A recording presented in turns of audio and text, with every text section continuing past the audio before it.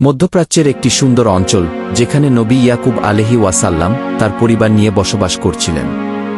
তাদের পরিবারের মধ্যে একজন ছিলেন নবী ইউসুফ আলাইহি ওয়াসাল্লাম, যার সৌন্দর্যতা এবং মনের গভীরতা সকলকে মুগ্ধ করত। একদিন রাতে নবী ইউসুফ আলাইহি ওয়াসাল্লাম একটি অদ্ভুত স্বপ্ন দেখলেন।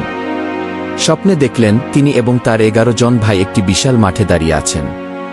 তারা একে একে 11টি তারা এবং সূর্য ও চাঁদের সম্মুখে সিজদা করছেন।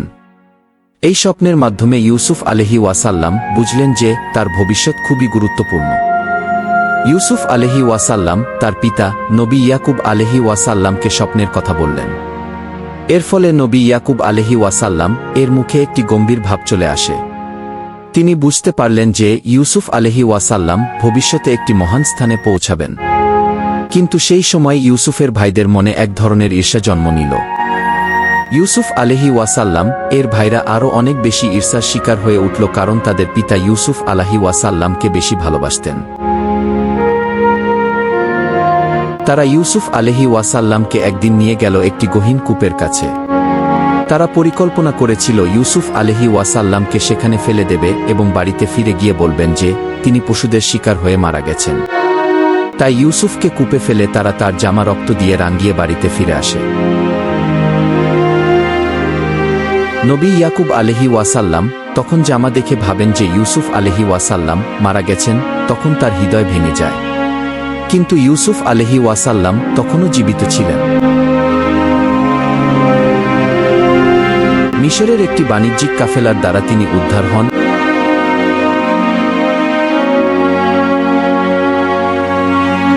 এবং তাকে মিশরের বাজারে বিক্রি করা হয়।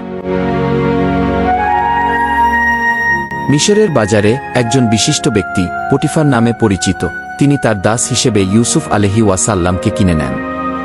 ইউসুফ আলাইহি ওয়াসাল্লামের সৌন্দর্য এবং মেধা সকলকে মুগ্ধ করে।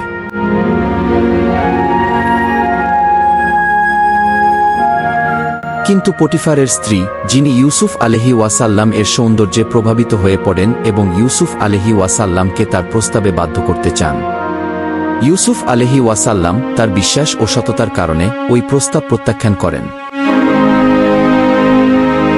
পটিফারের স্ত্রী তার বিরুদ্ধে অভিযোগ এনে ইউসুফ আলাইহি ওয়াসাল্লামকে কারাগারে পাঠিয়ে দেন। ইউসুফ আলাইহি ওয়াসাল্লাম কারাগারে থাকাকালীন সেখানকার অন্যান্য বন্দীদের স্বপ্নের ব্যাখ্যা করেন এবং তার সত্যিকারের ক্ষমতা প্রকাশ করেন। একদিন মিশরের রাজা একটি অদ্ভুত স্বপ্ন দেখেন। রাজা স্বপ্নে দেখেন যে 7টি মোটা গরু 7টি শুকনো গরুকে খাচ্ছে এবং 7টি সবুজ শস্য ক্ষেতের সাথে 7টি শুকনো ক্ষেতের উপস্থিতি দেখতে পান। রাজা এই স্বপ্নের অর্থ জানার জন্য ইউসুফ আলাইহি ওয়াসাল্লামকে ডেকে পাঠান। ইউসুফ আলাইহি ওয়াসাল্লাম রাজাকে বলেন যে দেশে আগামী 7 বছর ভালো ফসল হবে এবং তারপরে একটি দীর্ঘকালীন দুর্ভিক্ষ আসবে। তাই রাজাকে সুপারিশ করেন যে খাদ্য সংরক্ষণ করার প্রস্তুতি নেওয়া উচিত। রাজা ইউসুফ আলাইহি ওয়াসাল্লাম এর বিচক্ষণতা ও দক্ষতা দেখে তাকে দেশের সঞ্চালনার প্রধান হিসেবে নিযুক্ত করেন। দুর্ভিক্ষ শুরু হলে ইউসুফ আলাইহি ওয়াসাল্লাম এর ভাইরা খাদ্যের জন্য মিশরে আসেন। ইউসুফ আলাইহি ওয়াসাল্লাম তাদের চিনতে পারেন, কিন্তু তার ভাইরা তাকে চিনতে পারেননি। ইউসুফ আলাইহি ওয়াসাল্লাম তাদের নানা পরীক্ষার মধ্যে ফেলেন। তাদের পরীক্ষার পর সব সত্য প্রকাশ পায়। ইউসুফ আলাইহি ওয়াসাল্লাম তাদের ক্ষমা করে দেন এবং তাদের সঙ্গে তার পিতা নবী ইয়াকুব আলাইহি ওয়াসাল্লাম এর পুনর্মিলন ঘটে। নবী ইউসুফ আলাইহি ওয়াসাল্লাম এর জীবন ছিল অনুপ্রেরণার একটি অসাধারণ উদাহরণ। তার ধৈর্য, দৃঢ়তা এবং ঈশ্বরের প্রতি অবিচল বিশ্বাস তাকে সকল বিপত্তির মধ্যে থেকে উত্তরণে সহায়ক হয়েছিল। তার জীবন কাহিনী আমাদের শেখায় কিভাবে কঠোর পরিশ্রম এবং ঈশ্বরের প্রতি বিশ্বাসের মাধ্যমে জীবনের সমস্ত বাধা অতিক্রম করা সম্ভব।